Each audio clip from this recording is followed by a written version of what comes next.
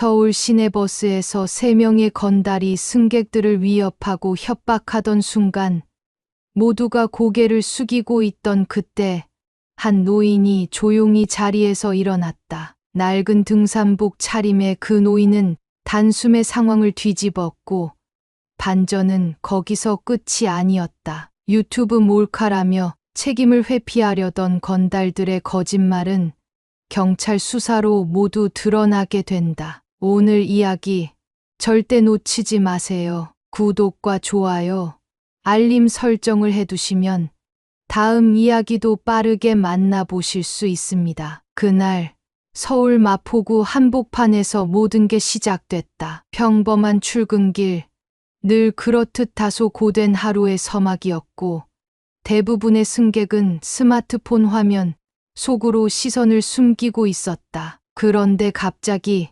버스 안의 공기가 싸늘하게 식기 시작했다. 욕설, 협박, 위협, 누구 하나 나서지 못한 채 침묵으로 얼어붙은 공포의 시간이었다. 기사도 떨고 있었고 어르신 하나는 조용히 창밖만 바라보고 있었다. 아무도 멈추지 못했다. 아니, 멈추려 하지 않았다. 상황은 점점 험악해졌고 말리는 사람도 도와주는 사람도 없었다. 그때 뒷좌석에서 한 인물이 일어났다. 낡은 등산복에 짐처럼 구겨진 종이봉투 하나를 들고 있던 그 사람은 천천히 앞으로 걸어갔다. 그리고 버스 안의 모든 것이 바뀌었다. 강원도 속초에서 태어난 철수 씨는 바다를 마주하며 자란 사람이었다. 어릴 적부터 바람이 거세고 파도가 드센 동해에서 자맥질을 하며 놀던 기억은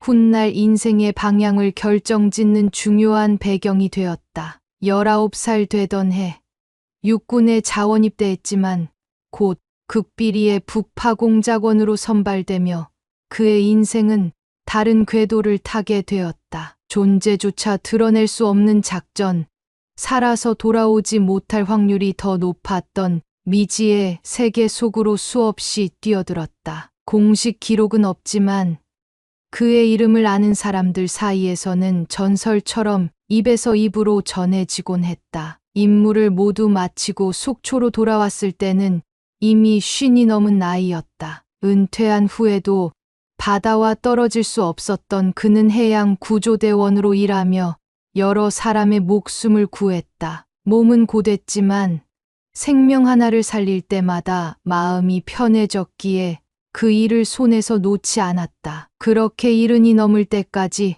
현장에서 뛰다가 결국 체력이 한계에 다다르자 조용히 자리에서 물러났다. 매년 초여름이면 달아빠진 등산복 차림으로 서울에 올라와 2박 3일쯤 지내곤 했는데 속초의 후배 해양구조대원들에게 줄 약품과 장비를 중고시장과 종로 의료기 상가에서 구입하기 위해서였다. 그날도 마찬가지였다. 서울로 올라온 철수 씨는 마포구의 한 고시원에서 하룻밤을 보내고 다음 날 장비들을 사기 위해 버스를 타고 이동 중이었다. 아무런 의심도 받지 않는 어쩌면 평범하고 조금은 초라한 노인의 외양은 그를 오히려 더욱 눈에 띄지 않게 만들었다. 한편 서울 강서구의 허름한 원룸에 살고 있는 준호 씨는 중학교 중퇴 이후 번듯한 직업 하나 없이 살아왔다. 자신을 버스 건달이라 칭하며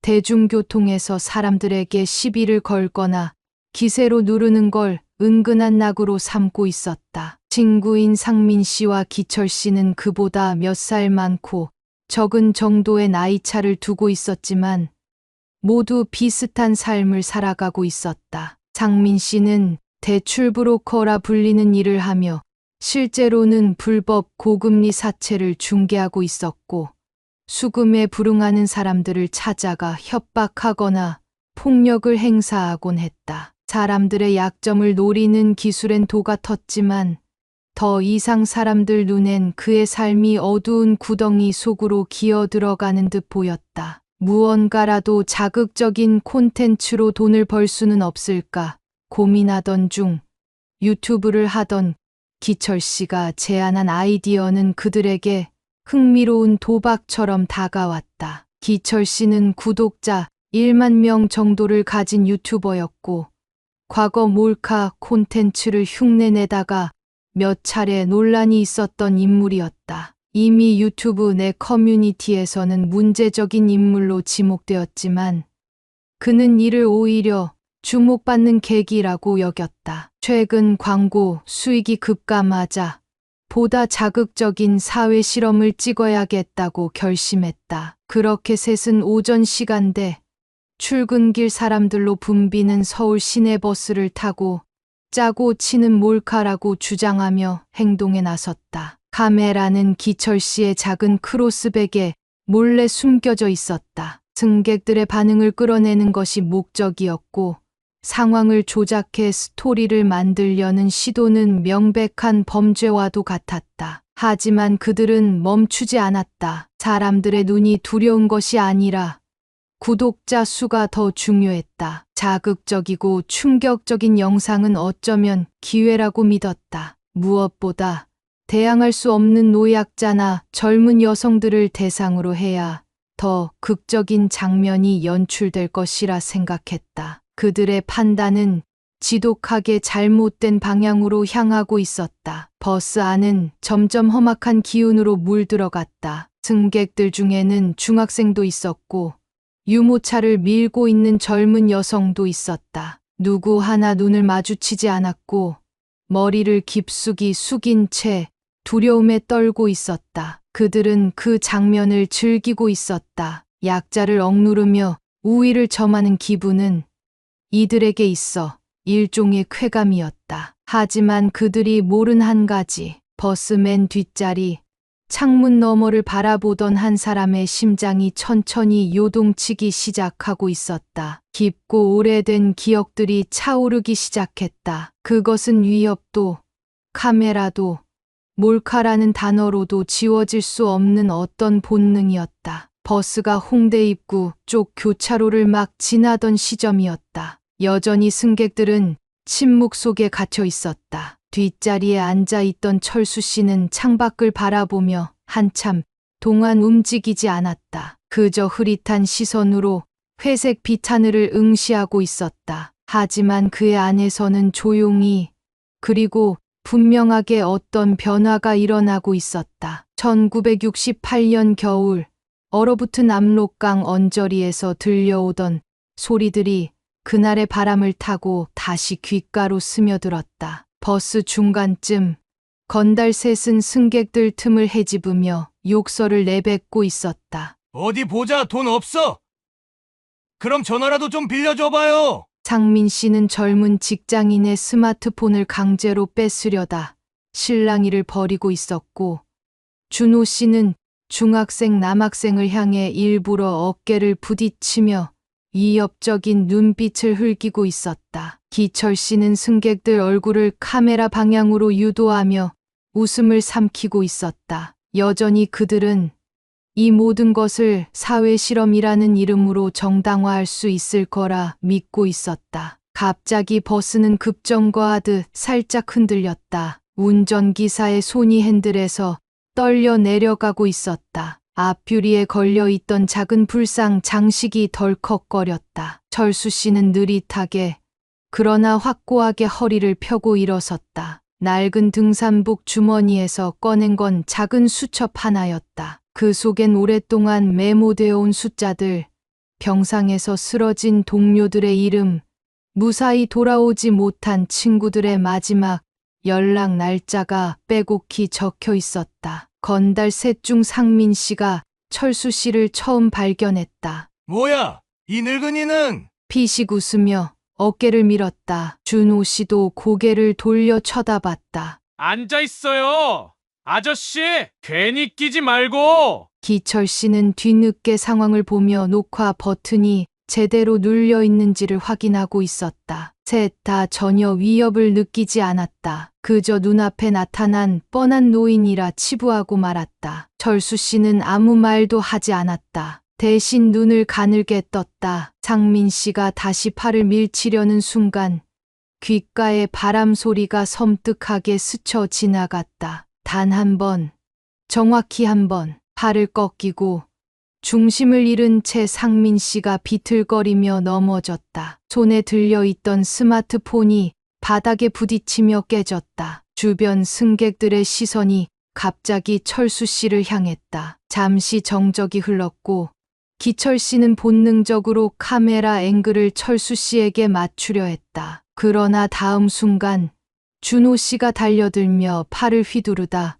그대로 철수 씨의 발에 걸려 넘어졌다. 준호 씨의 얼굴이 버스 바닥에 닿으며 피가 번졌다. 기철 씨가 놀라 카메라를 떨어뜨리고 몸을 움츠렸지만 이미 늦었다. 숨소리, 땀, 어깨 위로 느껴지는 낯선 공포. 무언가 자신들의 계산에서 크게 어긋나고 있다는 사실을 그제서야 깨달았다. 버스 안은 숨막히는 정적 속으로 빠져들었다. 이제 아무도 눈을 내리깔고 있지 않았다. 승객들의 시선이 철수 씨와 셋의 움직임을 조심스럽게 따라가고 있었다. 말 대신 긴장감, 어린 숨소리만이 공간을 메웠다. 아직 끝나지 않았다는 예감이 버스 안을 짓눌렀다. 기철 씨의 손이 바닥에 떨어진 카메라를 향해 더듬거리기 시작했다. 액정은 깨져 있었고 화면은 꺼진 채였다. 영상이 저장되었는지조차 확신할 수 없었다. 잠시 멈칫하던 그는 손끝에 맺힌 피를 바라보다가 벌떡 일어섰다. 방금 전까지 자신이 연출자였다고 착각하던 장면은 더 이상 존재하지 않았다. 모든 상황은 통제 불능의 방향으로 흘러가고 있었고 중심은 더 이상 그들이 아니었다. 낡은 등산복 차림의 노인이 조용히 그 자리에 서 있었다. 상민 씨는 어깨를 움켜쥔 채 버스 바닥에 앉아 있었고 준호 씨는 입술에서 흐르는 피를 닦아내며 이를 악물고 있었다. 진짜 뭐야 이 늙은이! 목소리엔 당혹과 분노가 뒤섞여 있었다. 평소 같았으면 두세 번 발을 굴러도 누구 하나 맞서지 못했을 상황이었다. 그런데 지금은 달랐다. 예상치 못한 방식으로 밀려든 굴욕감이 뼛속까지 스며들었다. 그 감정이 자존심을 건드리자 결국 상민 씨는 다시 일어서려 했다. 철수 씨의 시선이 그를 향해 천천히 움직였다. 정면을 바라보는 그 눈빛은 말로 설명할 수 없는 어떤 무게를 품고 있었다. 차디찬 겨울의 심연을 지나온 자만이 지닐 수 있는 시선. 그 시선이 한순간 상민 씨의 몸을 얼어붙게 만들었다. 몸이 반응하지 않았다. 왼쪽 다리에 힘이 풀렸고 손끝이 떨렸다. 뭐야? 왜 저렇게 쳐다봐? 중얼거림과 동시에 그는 다시 주저앉았다. 준호 씨는 이를 갈며 벽을 짚고 일어섰다. 그의 눈은 벌개졌고 등 뒤에서 웃고 있던 기철 씨를 쏘아보았다. 찍어!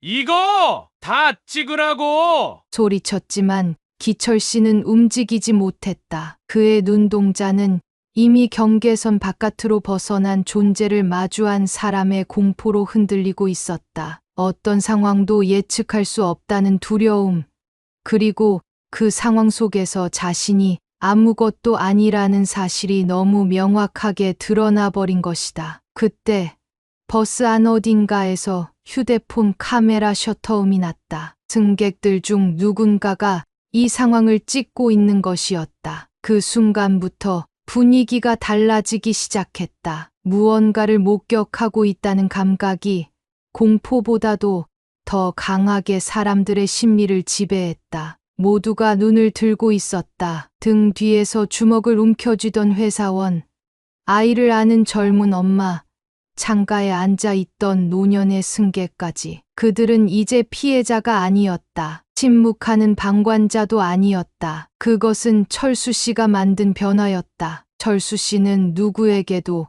고개를 돌리지 않았다. 단지 버스 안을 천천히 가로지르며 앞쪽으로 걸어갔다. 걸음걸이는 무겁지 않았고 위협적이지도 않았다. 그러나 셋은 더 이상 그 앞에 설 수 없었다. 그 기척은 위압도 아닌 다만 오래된 생존 본능을 일깨우는 침묵의 울림이었다. 기철 씨가 떨리는 손으로 가방을 열어 장비를 꺼내려던 순간 철수 씨가 고개를 돌렸다. 아무 말 없이. 그러나 그 시선이 닿는 순간 기철 씨는 손을 멈췄다. 등 뒤로 식은 땀이 흘렀다. 괜히 내뱉은 말과 장난삼아 찍은 영상들이 머릿속에서 무너져 내렸다. 이건 몰카였다고 하면 괜찮을까? 그런 생각이 떠올랐지만 입 밖으로 꺼내지 못했다. 눈빛 하나에 모든 핑계가 무너지던 그 순간 그는 처음으로 깨달았다. 이건 콘텐츠가 아니었다. 승객들 사이로 속삭임이 퍼졌다. 저 사람 누구야? 어떻게 저렇게? 놀람과 안도, 존경과 공포가 섞인 분위기였다. 그들은 이제 상황을 지켜보는 수동적인 존재가 아니라 진실을 증언할 목격자가 되었다. 그리고 철수 씨는 여전히 한마디 말 없이 그들 사이를 지나고 있었다. 창밖으로 스쳐가는 풍경처럼 조용히, 그러나 깊은 흔적을 남긴 채. 버스가 합정역 부근 교차로에서 잠시 정체되자 철수 씨는 조용히 손잡이를 잡고 멈춰섰다. 마치 더는 개입할 일이 없다는 듯 그의 등은 처음부터 그 자리에 있었던 사람처럼 아무렇지 않게 보였다. 그러나 건달셋은 이미 다른 세계에 갇혀 있었다. 말 한마디 없이 당한 치욕, 예상 밖의 저항, 그리고 자기들보다도 훨씬 나약해 보였던 존재에게 완벽히 제압당한 현실은 상상을 넘어서는 혼란을 불러왔다. 기철 씨가 먼저 입을 열었다. 형들, 이거 연출로 하자. 몰카라고 우기면 돼. 그냥 사회 실험이라 해버리자고. 그의 목소리는 갈라졌고 눈동자는 주변의 반응을 살피며 바쁘게 움직이고 있었다. 허겁지겁 상황을 수습하려는 마음이 절박하게 표출되었다. 다 찍혔잖아. 우리가 일부러 한 거라고 하면 경찰도 뭐라 못해. 이건 콘텐츠야. 예능이야. 그는 스스로에게 주문을 걸듯 되뇌었지만 말이 끝나기도 전에 승객 중 한 사람이 카메라를 들고 있는 장면을 찍고 있었다. 그 장면은 다시 한번 분위기를 뒤흔들었다. 누군가 중얼거리듯 말했다. 몰카? 그럼 이게 다 장난이었다는 거야? 말이 돌기 시작하자 다른 승객들도 카메라를 꺼내기 시작했다. 그들이 겪은 공포는 단순한 장난으로 치부되기엔 너무나도 생생했고 위협은 실제였다. 지금 이 순간에도 떨고 있는 아이가 있었고 핏기가 사라진 기사 손이 핸들을 제대로 잡지 못하고 있었다. 이건 단순한 몰카로 끝날 수 있는 상황이 아니었다. 철수 씨는 여전히 아무 말이 없었다. 다만 고개를 조금 기울여 그들의 대화를 들었다. 그 눈빛 속엔 분노도 판단도 없었다. 오히려 무덤덤했다. 익숙한 싸움이었다. 오래전 자신이 겪어온 수많은 작전 속에서 수없이 마주했던 변명과 거짓, 그리고 도망. 언제나 그랬다. 진실 앞에서 가장 먼저 무너지는 것은 자신들이 세운 명분이었다. 준호 씨가 갑자기 발끈했다. 이걸 진짜로 다 믿겠냐고! 우리가 진짜로 뭘 했는데! 그냥 좀 세게 한 거지! 다 연출이라니까! 말은 점점 격해졌고 그 안엔 당혹과 자포자기, 마지막 체면이라도 붙잡고 싶은 처절함이 뒤섞여 있었다. 그러나 그 순간 버스 앞쪽에서 아이를 안고 있던 여성이 단호한 눈빛으로 말했다. 그럼 이 아이가 울었던 것도 연출이었나요?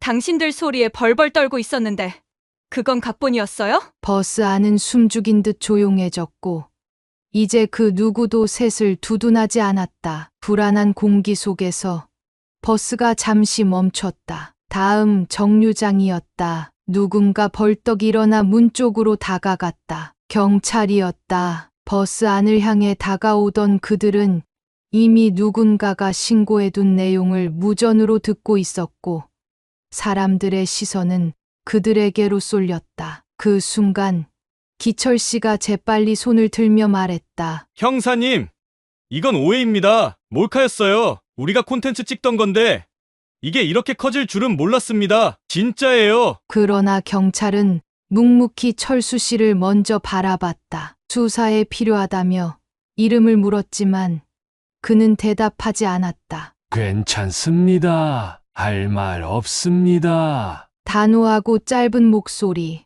뒷자리로 돌아가려는 그의 발걸음을 경찰이 막으려 하자 승객들 중 누군가가 나섰다. 이분이 우리 다 구했어요.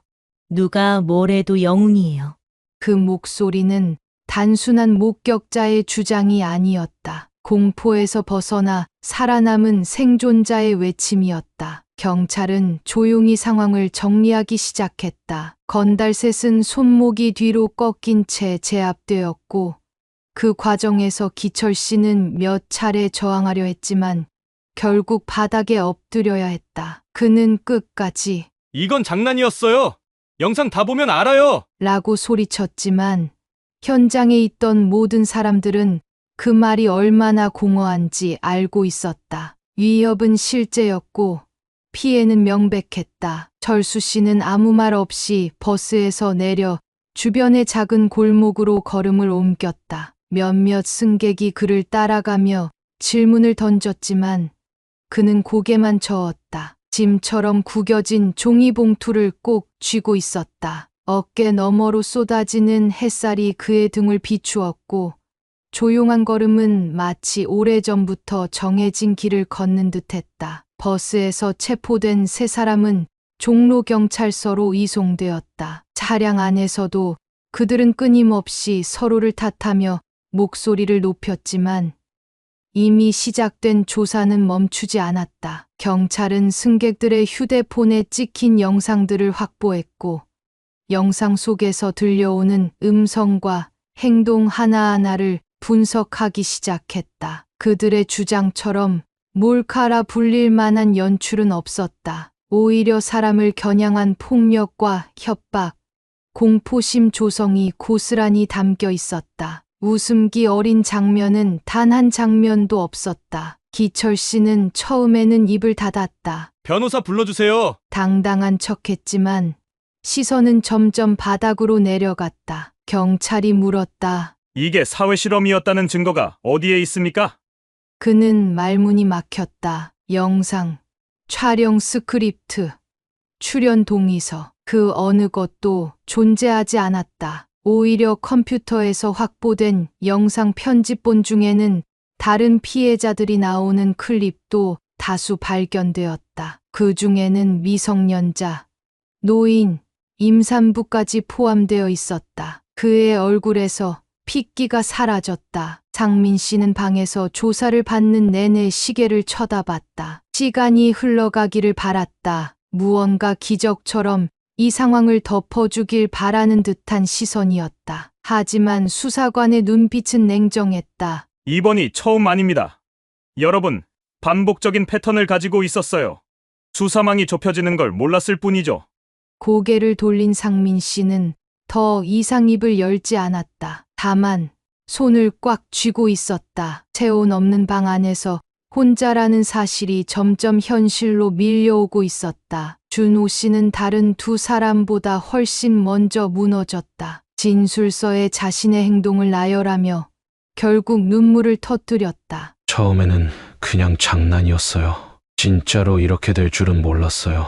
누가 나서지도 않았고 다들 그냥 눈 피하고 있었으니까 우리가 뭐라도 된 줄 알았어요. 중얼거림은 점점 작아졌다. 누군가에게 닿기 위한 말이 아니었다. 그저 스스로를 납득시키기 위한 마지막 변명이었다. 그리고 누구도 그 변명을 받아들이지 않았다. 한편 버스 사건은 SNS와 뉴스에서 빠르게 퍼져나갔다. 영상은 순식간에 수십만 회 이상 공유되었고 대중은 분노와 동시에 궁금증에 휩싸였다. 그 노인은 누구인가? 어떻게 그 상황에서 단 한 사람만 나설 수 있었던 걸까?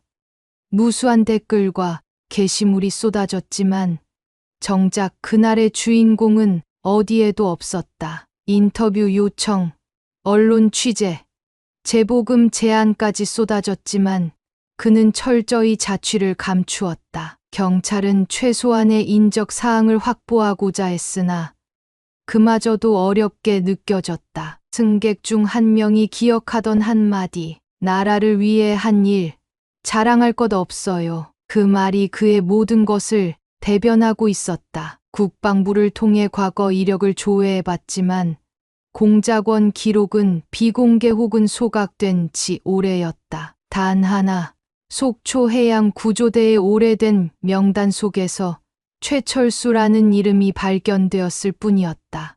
속초, 그곳은 그의 흔적이 다시 시작되는 곳이었다. 오래된 항구 옆, 녹슨 컨테이너 옆에 세워진 조그마한 구조대 사무소. 그곳에선 아직도 철수 씨의 이름을 기억하는 사람들이 있었다. 눈이 오나 비가 오나 현장에 제일 먼저 도착했던 사람이었어요. 진짜 사나이였죠. 그를 아는 후배 대원은 조심스레 말했다. 가끔 서울 올라가신다고 했는데 이유는 묻지 말라 하셨어요.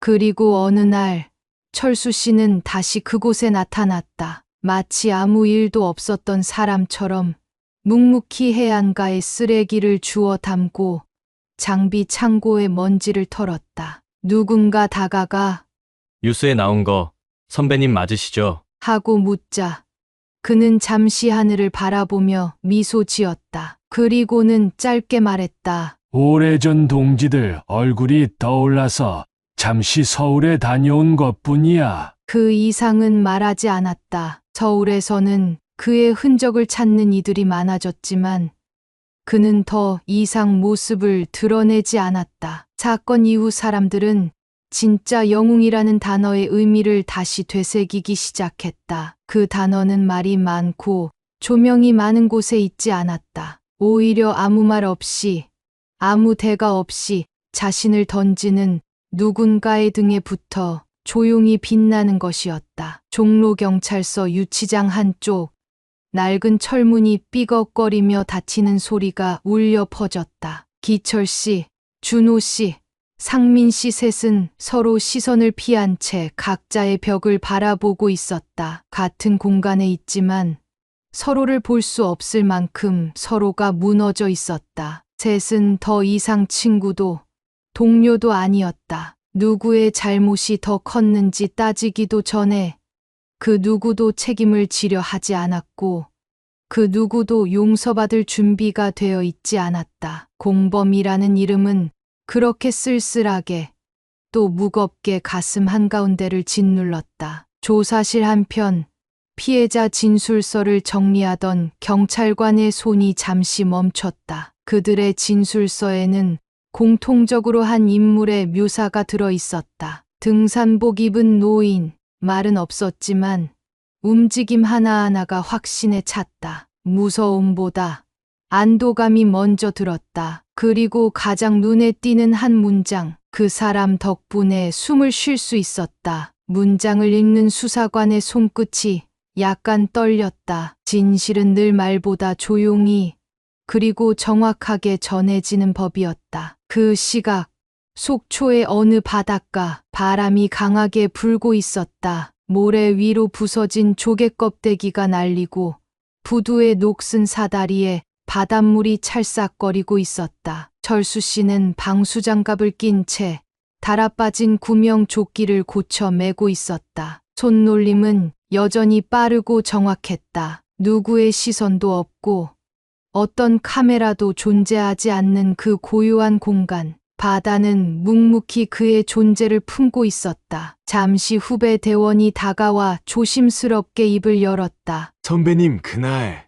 정말 대단하셨어요. 영상 다 봤습니다. 다들 알더라고요. 철수 씨는 아무런 표정 없이 바다를 향해 고개를 돌렸다. 입술이 아주 미세하게 떨렸다. 말 대신 가슴 안쪽에서 무언가가 솟구쳐 오르려 했다. 수많은 밤, 이름 없이 사라졌던 동지들, 고요한 파도 아래로 사라졌던 형제들의 얼굴이 그날 서울의 버스 안에서 겹쳐 보였다. 누구도 알지 못했고 누구도 기억하지 않던 그들의 목소리.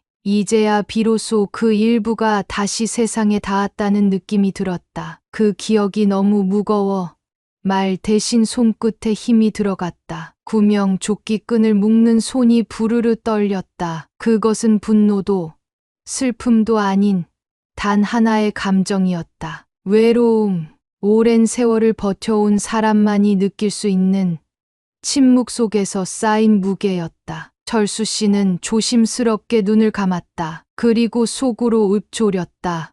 괜찮다. 다만 한 번쯤 누군가 살아남아 있다는 걸 보여주고 싶었을 뿐이다. 서울의 그날 버스 안에서 움츠러들었던 승객들 또한 변화하고 있었다. 그들은 단순한 목격자에 그치지 않았다. 자신들도 언제든 누군가를 지킬 수 있는 존재가 될 수 있다는 믿음이 생겨났다. 어떤 남성은 가족들과 함께 영상을 보며 말했다. 저렇게 나서기 어렵지. 근데 나도 만약 저 자리에 있었다면 한 발짝이라도 움직였을까? 그리고 대답 대신 스스로에게 약속을 했다. 다음엔 눈을 피하지 않겠다고. 사건 이후 SNS에는 철수 씨에 대한 다양한 추측이 난무했지만 그는 끝내 어디에도 모습을 드러내지 않았다. 누군가가 진짜 이름을 밝혀내려 했지만 그 기록은 이미 오래전에 삭제되었거나 존재하지 않았다. 다만 남겨진 건 한 편의 영상 속 짧은 장면, 낡은 등산복을 입은 노인이 건달셋 앞에 서 있는 모습, 카메라가 흔들리는 순간에도 유일하게 또렷하게 남아있던 고요하고 단단한 뒷모습. 그 뒷모습을 지켜본 수많은 사람들이 각자의 방식으로 삶을 돌아보게 되었다. 용기가란 무엇인가? 정의란 무엇인가? 정의는 꼭 커다란 목소리여야만 하는가? 아니면 단 한 사람의 침묵으로도 충분할 수 있는가? 그 질문들이 퍼져나가는 순간 철수 씨는 이미 다시 파도 속으로 걸어 들어가고 있었다. 무릎 아래까지 젖은 바닷물에 발이 잠기자 그는 고개를 들어 수평선을 바라보았다. 그곳엔 언제나처럼 아무것도 없었다. 그러나 이상하게도 그 고요 속엔 말로 설명할 수 없는 충만함이 있었다. 버스 사건이 보도된 지 사흘째 되는 날, 경찰 수사 발표가 정식으로 언론에 공개되었다. 그동안 셋이 주장하던 몰카 콘텐츠라는 말은 완전히 뒤집혔다. 경찰은 포렌식 결과를 바탕으로 그들이 단지 몰카 연출자일 뿐만 아니라 이미 여러 차례 버스, 지하철, 길거리 등에서 비슷한 협박과 폭력을 자행해왔다는 사실을 밝혀냈다. 특히 상민 씨의 스마트폰에서는 채무자들을 강제로 찍은 영상과 대출을 미끼로 한 협박 메시지가 대거 발견되었고, 기철 씨의 노트북에서는 편집을 앞두고 정리된 폭력 몰카 기획안이 적나라하게 남아 있었다. 언론은 버스 건달 3인방이라는 이름으로 그들을 보도했고 시민들의 분노는 걷잡을 수 없이 커졌다. 방송 뉴스에서 공개된 영상 속 의연하게 선 한 사람의 모습은 시청자들에게 말할 수 없는 감동과 울림을 남겼다. 저분이 없었다면 정말 끔찍한 일이 벌어졌을 거예요. 승객들의 증언은 모두 입을 모았다. 한마디도 하지 않으셨지만 모든 걸 바꾸셨어요. 서울시는 사건의 여파를 막기 위해 시민안전 캠페인을 대대적으로 벌이기 시작했다. 우리 곁에 용기를 주제로 한 포스터가 거리 곳곳에 붙었고, 초등학교와 고등학교에서는 해당 사건을 중심으로 시민의식과 응급대처 교육이 진행되었다. 그러나 누구도 그 노인의 이름을 몰랐다. 포스터엔 항상 정체불명의 시민이라는 단어가 붙었다. 아이러니하게도 얼굴도 이름도 모르는 한 사람이 도시 전체를 바꾸고 있었다. 사건의 가장 큰 전환점은 예상치 못한 곳에서 발생했다. 한 지역 일간지 기자가 속초해양 구조대 관련 보도를 준비하던 중 은퇴한 전설적인 구조대원이라는 단어를 우연히 발견한 것이었다. 오래된 기사에 실린 단체 사진 속 젊은 시절의 철수 씨가 있었다. 무릎 위에 놓인 구명줄, 까맣게 탄 피부, 그리고 그때도 말없이 서 있는 그 눈빛. 기자는 직감적으로 깨달았다. 이 사람이다. 기자는 즉시 속초로 내려갔다. 구조대 후배들에게 인터뷰를 요청했고 그 중 한 명이 조심스럽게 입을 열었다. 맞습니다. 그분이에요. 서울뉴스에 나온 그 영상 저희도 다 봤습니다. 기자는 사진을 내밀었고 후배 대원은 미소를 지으며 고개를 끄덕였다. 이름이요. 최철수 씨입니다. 해양구조대 전설이죠. 다만 그분은 절대 자신을 드러내지 않으실 거예요. 기자는 어렵게 주소를 받아내어 작은 항구 근처의 낡은 연립주택을 찾았다. 그러나 문은 굳게 닫혀 있었다. 마당에 말없이 놓인 낡은 등산화 한 켤레와 해안 쓰레기 봉투 몇 개만이 그의 흔적을 보여줄 뿐이었다. 초인종을 누른 지 5분쯤 되었을까? 안에서 발소리가 들려왔지만 문은 열리지 않았다. 대신 창문 너머로 마주한 짧은 한마디. 인터뷰는 사양하겠습니다. 다음 날 아침, 기자는 속초 항구 방파제 끝자락에서 철수 씨를 다시 발견했다. 한 손엔 녹슨 갈고리를 들고 있었고, 다른 손엔 플라스틱 병을 가득 담은 자루가 있었다. 기자는 조심스럽게 다가가 말을 건넸다. 정말 많은 분들이 궁금해하고 계십니다. 한 말씀만 부탁드립니다. 잠시 침묵이 흐른 뒤 철수 씨는 바다를 바라보며 말했다. 나라 위에 한 일 자랑할 것 없습니다. 그날 그저 해야 할 일을 했을 뿐입니다. 그 말은 그 자체로 모든 것을 설명했다. 기자는 더 묻지 않았고 철수 씨는 다시 고개를 숙여 모래 위에 병 하나를 주었다. 찬 바람이 불어오고 있었고 바다는 여전히 묵묵했다. 서울로 돌아온 기자는 결국 기사를 쓰지 않기로 결정했다. 그의 결정에는 망설임이 없었다. 우리가 모르는 이름으로 남게 하는 것.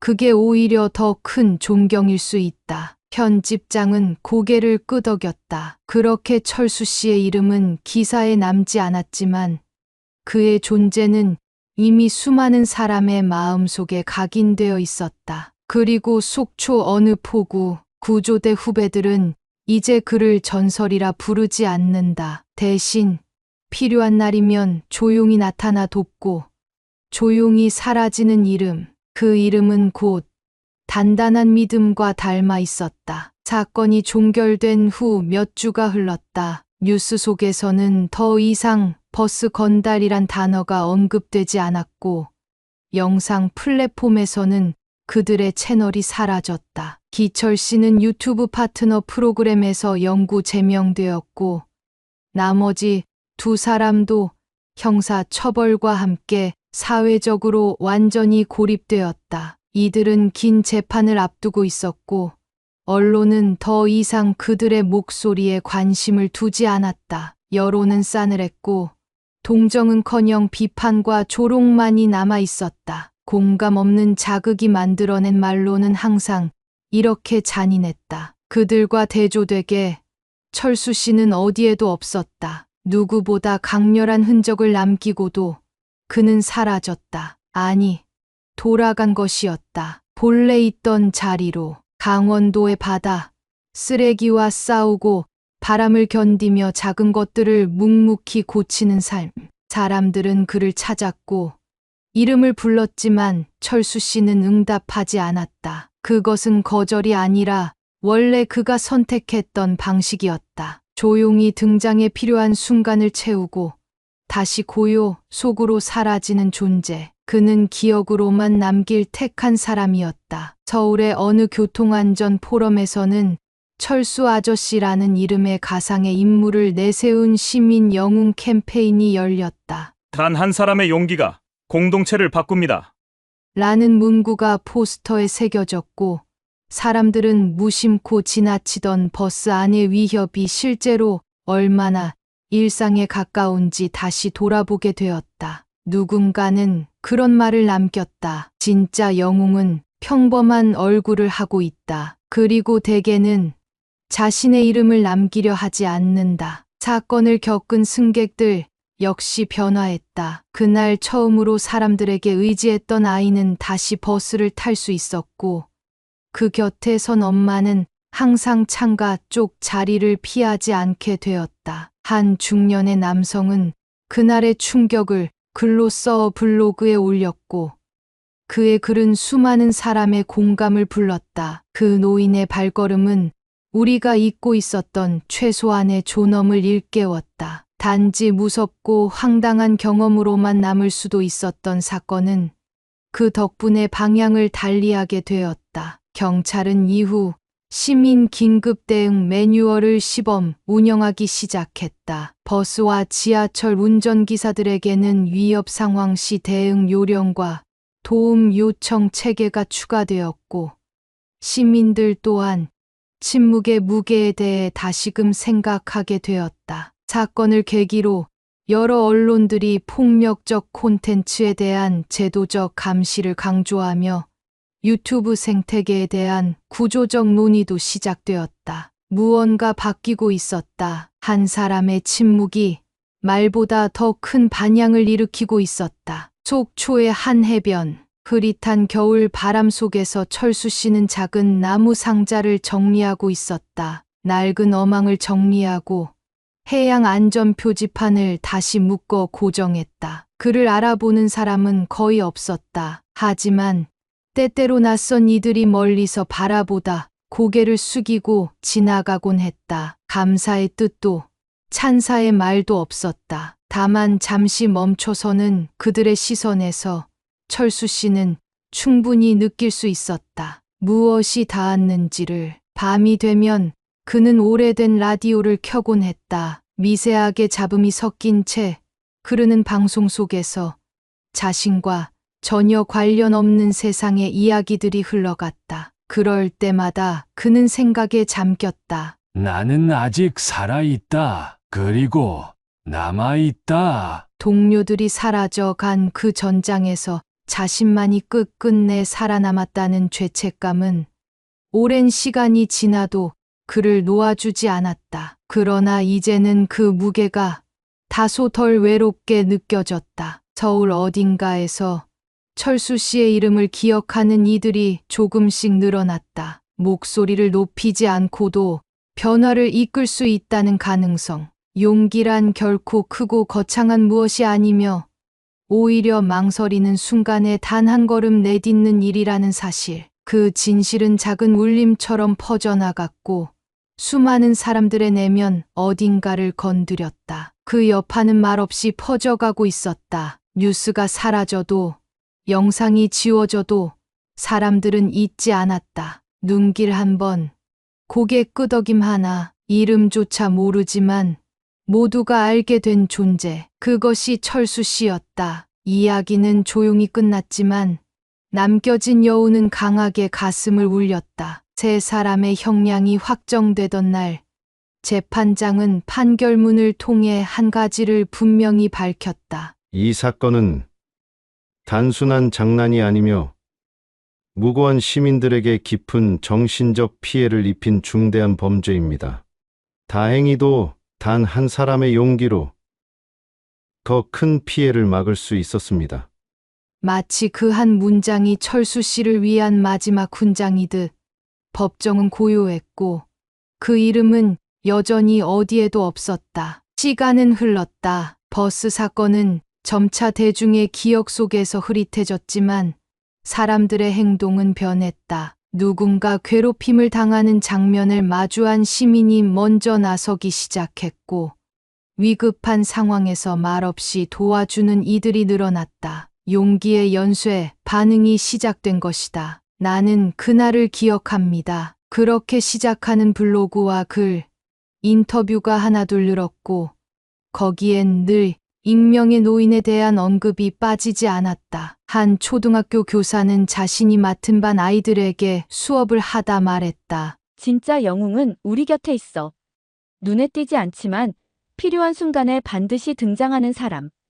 아이들은 그 말을 듣고 잠시 고개를 끄덕였고 누군가는 연필 끝에 그려진 등산복 차림의 노인을 색칠하며 말했다. 우리 할아버지 같아.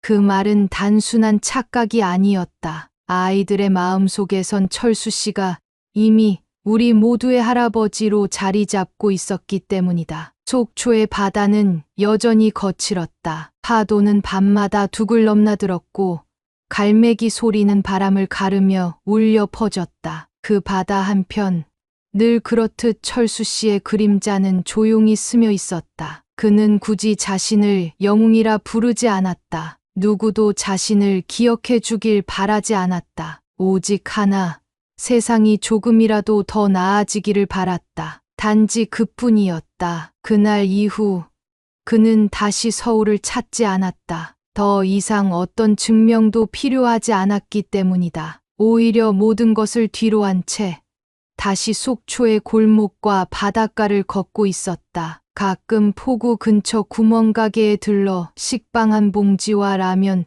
2개를 사들고 돌아가는 그의 발걸음은 느리지만 단단했다. 누군가 다가가 인사를 건네면 그는 늘 짧게 고개를 숙이며 대답했다. 감사합니다. 어떤 인물도 끝까지 자신을 드러내지 않음으로써 진짜가 될 수 있다는 사실. 그가 말하지 않음으로써 전한 울림이야말로 진짜였다. 침묵 속에서 빛나는 이름, 말 없는 행동에서 드러난 의지. 바로 그것이 이 이야기의 결말이었다. 우리의 일상은 종종 무력하고 때로는 침묵으로 가득하지만 누군가가 보여준 작은 용기 하나가 모든 것을 바꿀 수 있다. 그 사실을 우리는 한 노인의 뒷모습을 통해 배웠다. 그는 떠났지만 그날 이후로 우리 모두가 조금씩 달라졌다는 것. 그것이 가장 큰 변화였다. 여러분은 어떻게 생각하시나요? 영웅이란 무엇이라 생각하십니까? 댓글로 여러분의 이야기를 나눠주세요. 오늘 이야기 끝까지 함께 해주셔서 진심으로 감사합니다. 구독과 좋아요, 알림 설정은 더 많은 이야기로 여러분과 다시 만나기 위한 큰 힘이 됩니다. 다음 이야기에서 또 뵙겠습니다. 고맙습니다.